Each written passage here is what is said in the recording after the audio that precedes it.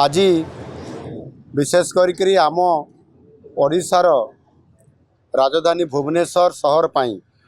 एक निश्चित भाव में ऐतिहासिक दिन हम। आज भुवनेश्वर सहर को जो विद्युत जोगाण एत बड़ा भुवनेश्वर सहर को विद्युत जोगाण केवल गोटे जगार होता एवं सेटा हूँ आपंकर चंदका ग्रिड सबस्टेशन एवं कौन सी कारणवशत जदि समस्या तैयारी होता ताले संपूर्ण भाव में भुवनेश्वर अंधारे पड़ जाऊला एवं त्वरित पर्यायर सांगे सांगे पावर कनेक्टिंग पुणी हो पार नाला। ये जो समस्या ताकू दूर करने गत सरकार समय रे कौन सी प्रकार से चेष्टा करा जाई नथिला लोकों को सेवा जोगे देवाई एवं यही जो समस्या समाधान केमती हो पारिबो ता पई मध्य आखिदर्शिया किसी भी पदक्षेप गत सरकार नहीं पारि नथिले एवं सेति पई ये जो चंदका ग्रिड स्टेशन ये 1999 मसीह प्रतिष्ठा होता एवं जदि आज पर्यंत हिसाब करवा ताहले पाखापाखि 36 वर्ष हम आम केते एक संकट परिस्थिति देकरी आम गति करुले आमर भविष्य कौन होता भुवनेश्वर ताकू आखि आगे रखिक आम सरकार गत 2024 मसीह जिते बड़े आम सरकार दायित्व आसिले से आमे ताकू गोटे बड़ परिवर्तन करने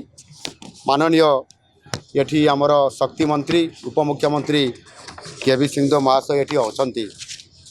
आम सरकार तरफ दायित्व दिगला से भी दायित्व को निर्वाह करने लगी पड़े एवं निश्चित भाव में आज जो बालियंता जो आज आम कटक एसीबी मेडिकल कॉलेज एवं हॉस्पिटल रे कहते एवं आपंकर सत्यनगर जोटा Bhubaneswar heart of the city भितर अच्छी ये तीनोटी आम ग्रिड सबस्टेशन को आज आम प्रतिष्ठा आज आम करूँ एवं जहाद्वारा प्राय 600 कोटी रु अधिक टंका विनिमय भी होती एवं ताहार जो विभिन्न टेक्निकल समस्या थिला प्रशासनिक गत समस्या थिला केवल गत सरकार समय रे केवल भूमि माने केवल वर्क ऑर्डर दि जाइथिला एवं से केवल ना पैसार अरेंजमेंट ना कौन सी प्रकार काम को त्वरान्वित करवा कौन सी काम हो नथिला आम सरकार आसवा भितर आमे ताकू गोटे वर्ष भितर आमे ताकू संपूर्ण भाव में कार्यक्षम कराइबारे बड़ भूमिका आज नहीं पारिलु एवं ताहा सहित मध्य अत्याधुनिक जोठी कटक एसीबी मेडिकल कॉलेज पाई गैस इन्सुलेटेड सबस्टेशन मध्य उद्घाटन आम करेलु बहुत कम जगार ये करइबार अत्याधुनिक टेक्नोलोजी माध्यम ये डिजिटल माध्यम आम करवा ये गोटे बड़ काम आज आम ताकू सफल नेतृत्व आज कर पारिछु। या द्वारा आपंकर जो 24 घंटिया जो आपंकर विद्युत सेवा जहाँ जोगई देवा कथा कौन सी विपर्यय है गोटे पटे कट पड़े अन्य पटे तुरंत आसिक पहुँची जीव ये व्यवस्था आज आम करवा द्वारा गोटे बड़ आज भुवनेश्वर सहर समेत ये भुवनेश्वर जो आखपाख अंचल अच्छी जो गुड़िक आपंकर आज सहरर संपूर्ण भाव में व्यवस्था भितर आसी जाउची ताहा आज सामान संपूर्ण पावर यहाँ पाइबापी आज जाऊँगी एणु निश्चित भाव में ये भुवनेश्वर सहर पर अत्य आवश्यकता था ताकू आज आम सरकार पूरण करी आज निश्चित भाव में ओडिशार राजधानी भुवनेश्वर एवं कटक भुवनेश्वर एवं भुवनेश्वर आखपाख अंचल समस्त को संपूर्ण भाव में 24 घंटा बिजुली देवा एवं चलित ग्रीष्म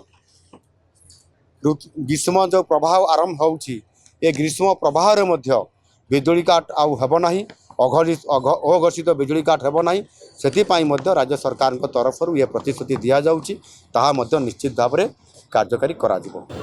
सरकार जेते बेले आज एठी उपस्थित अछंती एवं ये विद्युत सरबराह कथा बुझा परिप्रेक्षी रे ए अंचल पारिपार्श्विक जो उन्नयन कथा जो विकासमूलक काम गुड़िक अच्छी जहाँ विगत दिन में एवं आज मानवर सांसद महोदया एवं आमर ये जयदेवर विधायक महाशय ये जो दाबी गुड़िक मंचरे रखिले से आपंकर गोटे है प्राची नदीर पुनरुद्धार आ गोटे है धनुआ नदीर पुनरुद्धार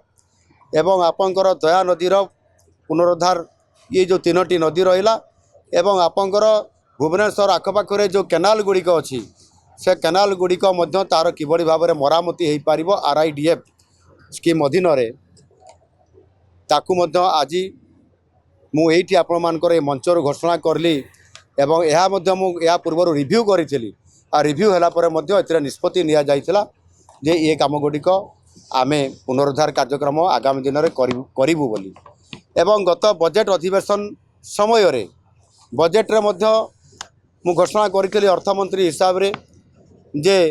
एथिरे एक संजीवनी नाम रे गोटे योजना आम रखीचु से योजना अंतर्गत जो नदी गुड़िकर जलस्रोत पूरा बंद हो जाए कमी जाऊँच से वाटर फ्लो आदौ रोना सुखा नदी पड़ जाऊँच से नदी गुड़िक पुनरुद्धार करा से वाटर फ्लो रहिबो बा नदी रे जलस्रोत प्रवाहित पुणी निरंतर भाव में रही आपंकर प्राची नदी 300 कोटी टंकार ये योजना भितर व्यवस्था करा जाउछि एवं वर्तमान आप धनुआ नदी रे 75 कोटी टंका एवं दया नदी रे 170 कोटी टंका एवं RIDF आमर योजना माध्यम आपंकर जो केनाल गुड़िकर मरामती हेबो लाइनिंग काम हेबो जो गुड़िकर बाकी अच्छी से गुड़िक 400 कोटी टंकार यही देखा गले पाखापाखि 1000 कोटी टंकार केवल भुवनेश्वर और यही अंचल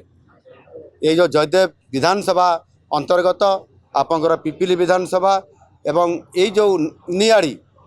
विधानसभा यही अंतर्गत जो नदी गुड़िक अच्छी एवं जो केनाल गुड़िक अच्छी तार मरामती हेब पुनरुद्धार हेब एवं जो नदी गुड़िकर जलस्रोत सुखी जाइए नहीं से गुड़िक जलस्रोत पुनर्प्रवाह करने आम सरकार विधिबद्ध भाव में आर्थिक व्यवस्था बजेट कर।